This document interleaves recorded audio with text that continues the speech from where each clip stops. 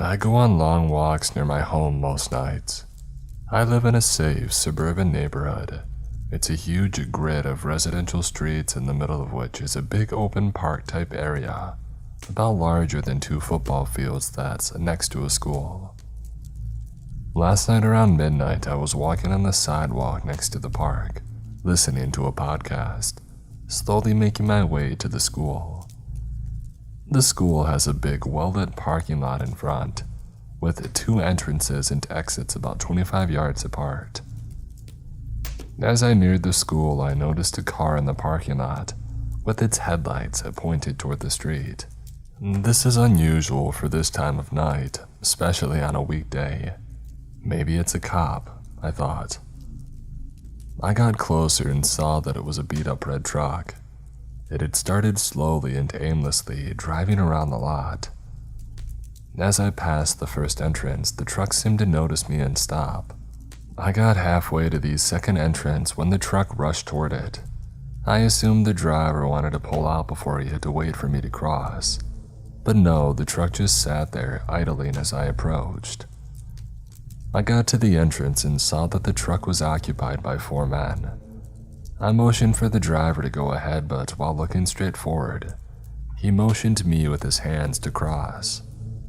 At that same time, I noticed a guy in the back seat, staring at me menacingly. I crossed in front of the truck, expecting the driver to blow the horn or rev the engine, basically just to mess with me. But he didn't. He just sat there watching me. I continued down the road, and as I was turning right onto another street, the truck had exited the lot, turning in the opposite direction. Just a strange encounter, I thought. A few minutes passed by and I saw the same truck approaching me again, and getting to me would have required circling the park and traveling down 3 additional streets. And to do it so quickly, it would have required some serious speeding. The truck slowed as it approached, almost stopping as it got to me. The occupants stared daggers at me as they passed. It felt like they wanted to do something but lost their nerve. Now I'm a little bit freaked out. A big thanks to my wife for making me watch so much Crime ID, I thought to myself. I'm not a paranoid person, so I started rationalizing their behavior. I told myself that they were just cruising around enjoying some weed before going home for the night. That wouldn't have been that out of the ordinary for my friends and me back in high school. But these guys, they looked too old for this, so my gut insisted that something was wrong. Out of an abundance of caution, I walked a little down the street and crouched behind a big oak tree surrounded by bushes on some random person's property. I know this is inappropriate and possibly dangerous, but I hope the homeowner wasn't watching me from his Ring doorbell as I lurked on his property. For a couple of minutes, I crouched there before I saw headlights. It was just the neighbor from across the street arriving home. He entered his house and I breathed a sigh of relief. I told myself that I was being ridiculous. I actually felt pretty embarrassed. Just as I was about to stand up, I heard the rattling of an engine and I saw headlights slowly moving down the street. It was the red truck. I'm sure that I imagined it, but that I thought I heard its brakes squeal right before my hiding spot. I wondered why this truck was apparently speeding to get to me and slowing when it arrived. It didn't seem like chance, and now I'm convinced that the truck was seeking me out. I started running as soon as the brake lights disappeared. I'm a little more than half a mile from home, and I'm not taking any chances. As I turned onto the street that intersected with mine, I saw headlights and heard a familiar engine rattle. I can't say with certainty that it was the red truck, but I immediately turned around and ran to the side of another random home.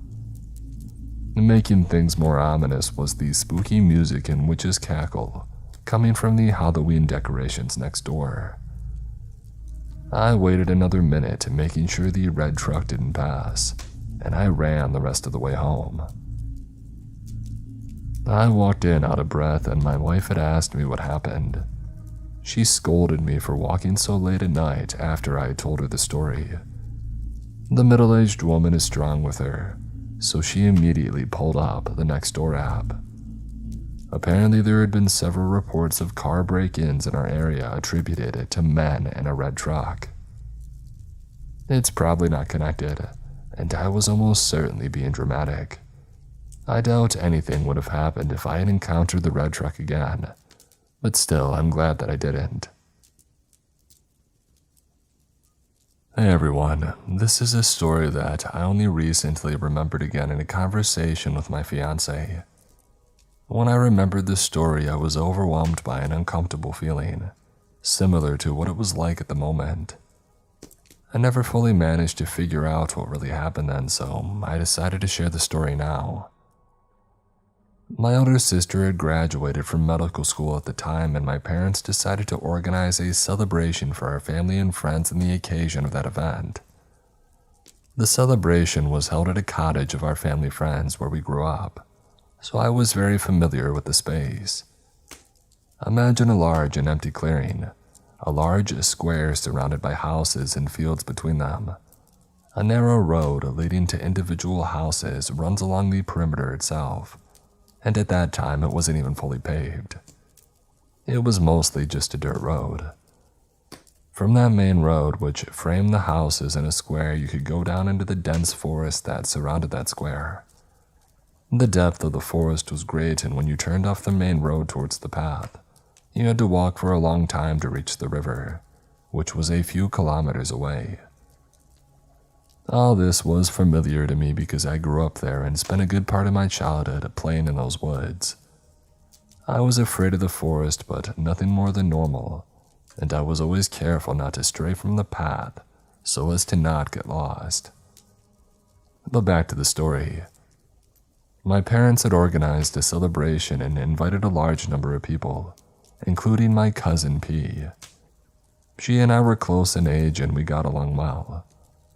As the number of people became tiring for us, we decided to take a walk so that we could go and catch up on life, just the two of us. We were both about 20 years old then, and I led her down the road because I knew the path that I wanted us to take. Down the perimeter, alongside the forest, next to all the other houses so as to not be alone. Everything was normal until we had reached one of the turns for the forest that I mentioned. Somehow we both stopped without saying a word and looked in silence at the path that stretched deep into the forest. Let's go inside. I was the first one to speak after some time, even if this is something that is not typical for me. As I mentioned earlier, I was always a little afraid of the forest, especially after I got lost in it once. That was when I was still a child, but they had managed to find me quickly after my screams rang out throughout the area. For this reason, I never left the road without my older friend, A, who carried a stick with him, and his hunting dog, May. But now something was different. Yeah, let's go in there, it won't hurt us, I said to my cousin and stepped inside. I don't want to, I'm scared, answered my cousin, but I persistently assured her that everything was fine. And in the end, she still followed me because I was already 30 steps ahead of her. Elle, this isn't a good idea, let's go back. P tried to convince me once again, but I walked forward as if in a trance. Everything's fine, I repeated to her. After some time, when we were already deep in the forest, I finally stopped myself. I couldn't take a step more, I was paralyzed. It was as if a part of me tried to break away from whatever was pulling me inside.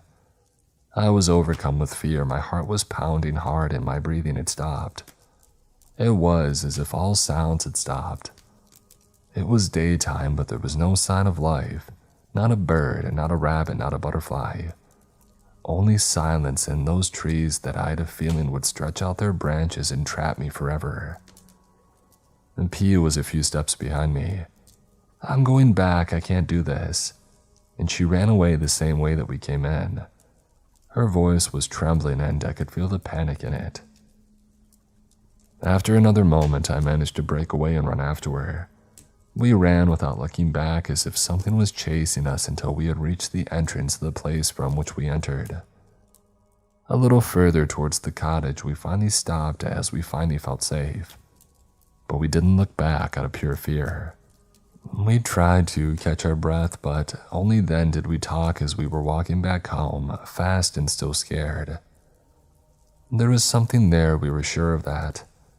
I wasn't afraid at first when I went inside. In fact, it was as if something was calling me, wanting me to follow it. But my cousin's frightened voice and presence tore me out of the trance.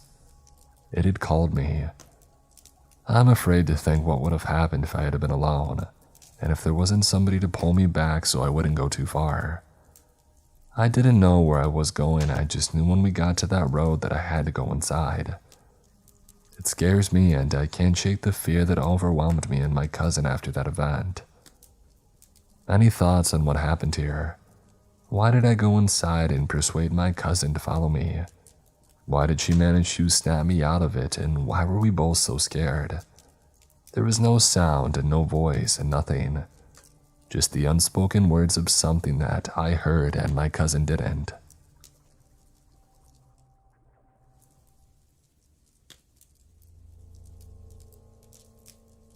Yup, you read that title right. I, a now 20-year-old female, was 13 at the time that this story takes place. It was the summer between 7th and 8th grade for me, which would make the year 2016, and I just moved to a new city about an hour away from where I grew up. To help me make friends before the school year started, my mom signed me up for a day camp in the new town over the summer. At this camp, I actually did develop a small friend group, but the only one that matters to this story would be Jay, a 14-year-old male.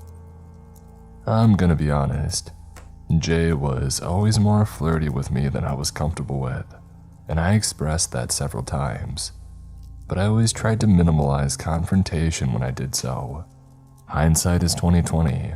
I should have cut off the friendship when it was clear that he wasn't respecting my boundaries. But I was a lonely kid and all my other new friends acted like it was normal. Well, one day the rest of the friend group wasn't there. One was sick and the other two were siblings whose family had taken a day trip. And Jay and I were hanging out alone in the gym. We were sitting off to the side talking, but the gym was full of other kids and counselors. He said that he had a secret to tell me and asked me to lean in closer. As soon as I did, he grabbed me and pushed me down to the ground and got on top of me. In front of the whole gym, he was trying to kiss me, while also trying to use the hand that he wasn't holding me down with to fiddle with the button to my pants. I yelled at him to stop and to get off me, but no. I thrashed around and made it as difficult for him as possible to do what he was attempting to do. But he still wouldn't stop, and none of the counselors gave me a second look. I thought that in a room full of people, nobody was going to stop him, and I knew that if somebody didn't, he was going to fully overpower me and follow through.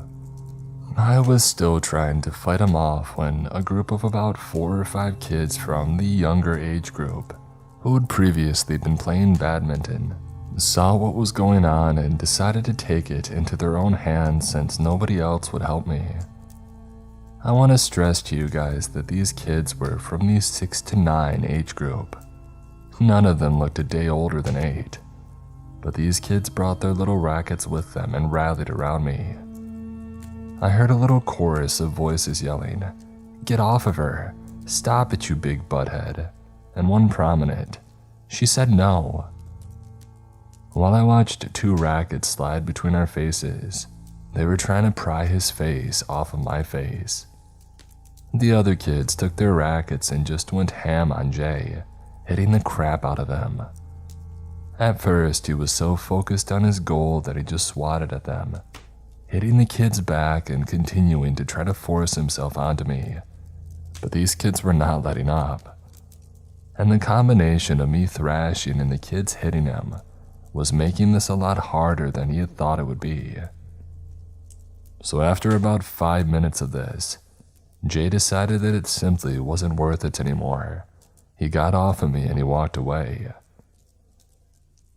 And to this day, I still think about it a lot. It was obviously traumatic for me. Not only that a friend tried to do that to me, but that the adults in the room that were supposed to protect me completely ignored what was going on. It's sick to think that these young kids cared more about my autonomy than the adults. But at the same time, it gives me a little bit of hope for the future, to know that the younger kids of this generation are being taught to care about others in this way. Those kids now would be about the age that I was when it happened, and I wonder about how they're doing all the time. I wonder if they ever think about what they did for me that day. I hope they know how grateful I am. I can't say I'm glad that this happened by any means, but in a way I'm grateful that it gave me the opportunity to see the next generation in action and boost my faith in humanity.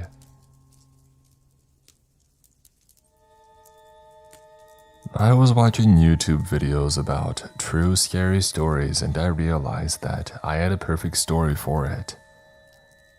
This happened about a week ago, so I had biked to school with my best friend. We were going to stay after school to work on a project together anyways, so it worked out. On our bike ride home from school, we decided not to go straight home, and that what we wanted to do was go on a small bike ride down a path by the park that would lead us back to my house anyways. When we were unchaining our bikes from the bike racks, I noticed a red Dodge Dakota across from the school. Just an FYI, we live in a pretty small town, so most of the kids who get picked up, we know what kind of cars they get into, and what cars hang around the school at pickup time, as well as what cars the teachers and students that drive themselves to school look like. Or at least somewhat of an idea, but I usually didn't see that one before. And it was probably like an hour and a half past the time that school had gotten out. But it could have been somebody's relative picking them up, or whatever, so I really didn't put that much thought into it. We started biking towards our path, and after about 5 minutes, my friend told me the red truck was driving on the road next to the sidewalk that we were biking on, but it was a little behind us. I told her that it was probably fine and just a coincidence, and that they're probably going home or they live around here, so we kept on going. But he didn't stop after about 10 more minutes of him still following us, and then I started getting a little concerned. We ended up continuing until we got to a gas station, because then at least there would be people around and less of a chance of something happening. So we parked our bikes and went in, and we grabbed a drink and a snack, and did so to not make it look odd that we were in there. But while we were inside, I called my brother to come and get us, and that there was somebody following us. He told us that he would be right there and to just stay inside. And so we did, and we paid for our snacks and told the cashier about it, and she let us just sit there until my brother finally arrived. My brother pulled in, and so we walked out to get our bikes when we couldn't find them, and we looked around and saw the red truck pulled behind the gas station with our bikes right next to it. The man that was driving it was looking right at us, and we went and told my brother. He said forget about the bikes and to just get in the car. And so we did, and my brother got out of the car and went into the gas station to get the employee. And while he was doing that, the man sped off out of the back parking lot of the gas station. When my brother came out, he said that the gas station worker was going to check back the cameras and see if she could see or maybe get a license plate to give to the authorities, and that my brother gave her our mom's information for any updates. We both made it home safe, and I'll keep y'all updated when we find out more. I'm on a holiday with my boyfriend and our dog in the Lake District. We had been for a meal and was on our way back to the Airbnb. I had had a parcel strategically delivered to a supermarket, so I went in first, and then my boyfriend went in to buy beer and some groceries while I waited outside with the dog. It was dark, and as it's the off-season, there weren't that many people around. About 5 minutes into waiting on the pavement, an early 40s man wearing a red shell suit type ensemble walked past. I accidentally caught eye contact, so I smiled weakly and he leered creepily back as he passed. I watched him walk away as he got to the end of the shop and he bellowed, "Victims, victims, everybody's a victim."